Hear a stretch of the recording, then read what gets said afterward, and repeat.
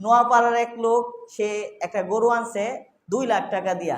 এখন আপনি চিন্তা করলেন, সে 2 লাখ টিয়া দিয়া কুরবানির গরু আনছে, আমি 3 লাখ টিয়া দিয়া গরু আনো, 3 লাখ টিয়া দিয়া গরু আনো, আর দেখাই দিয়াম আমার এলাকার মধ্যে আমি সব থেকে কি দাপটশাল ব্যক্তি, যে আমি কি করছি, সবার থেকে বেশি টাকা দিয়ে কি করছি, কুরবানি করছি। এরকম নিয়তে যদি আপনি কুরবানি দেন, আপনার কুরবানি আল্লাহ তাআলা কি করবেন, গ্রহণ করবেন না। আরেক হাদিসের মধ্যে রাসূল সাল্লাল্লাহু আলাইহি ওয়াসাল্লাম বলেন, যে ব্যক্তি কোনো মানুষকে দেখানোর জন্য কোনো ইবাদত করে, ওই ইবাদত আল্লাহ তাআলা গ্রহণ করবে না, ওই ইবাদতটা গায়রুল্লাহর জন্য হয়ে যায়।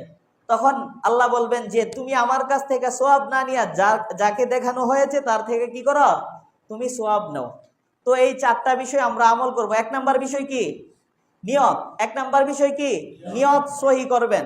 মনে করেন আমরা 4 জনে মিল্লা কুরবানি দিতেছি, একজনের নিয়ত বেজাল, তাহলে 4 জনের কুরবানি কি হয়ে যাবে, নষ্ট হয়ে যাবে। একজনের নিয়ত বেজাল, যে কুরবানি যে দিতেছি আমি কুরবানি খাওয়ার লাগেই দিতেছি। আপনারা 3 জনের নিয়ত ঠিক আছে, আর একজনের নিয়ত কি, গরমিল। একজনের নিয়তের কারণে আপনার কি হয়ে যাইব, কুরবানি বাতিল। 2 নাম্বার হলো হালাল টাকা দিয়া কুরবানি দেওয়া। আপনারা 4 জন মুত্তাকি ফরেজগার হালাল টাকা দিয়া কুরবানি করতেছেন, এক লোকেরে ঢুকাইছেন, জানেন সে সুদ খায়, কিন্তু বলতে পারেন না, তার দাপট আছে, কি বলেন, আছে না, জোর জবরদস্তি আপনার সাথে কি হইছে, শরীক হইছে, এখন আপনি তারে বাদও দিতে পারেন না। এরকম লোকদের সাথে কুরবানি দিলে আপনার কুরবানি কি, বাতিল। 3 নম্বরে হলো যারা শরীয়ত মোতাবেক, অর্থাৎ রাসূল সাল্লাল্লাহু আলাইহি ওয়াসাল্লামের শরীয়ত বাদ দিয়া সে মন গড়া কুরবানি করে, তাহলে তার কুরবানি হবে না। যেমন কুরবানি কখন করবে, ঈদের নামাজের আগে না পরে, ঈদের নামাজের পরে। কেউ যদি ঈদের নামাজের আগে কুরবানি করে, সেটা কুরবানি হবে না।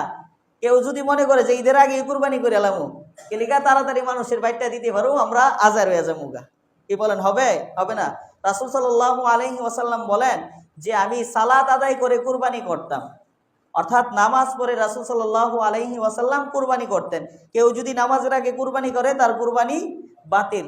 4 নম্বরে হলো কোনো মানুষকে দেখানোর জন্য না, একমাত্র আল্লাহ তাআলাকে দেখানোর জন্য আমার কুরবানির উদ্দেশ্য হবে।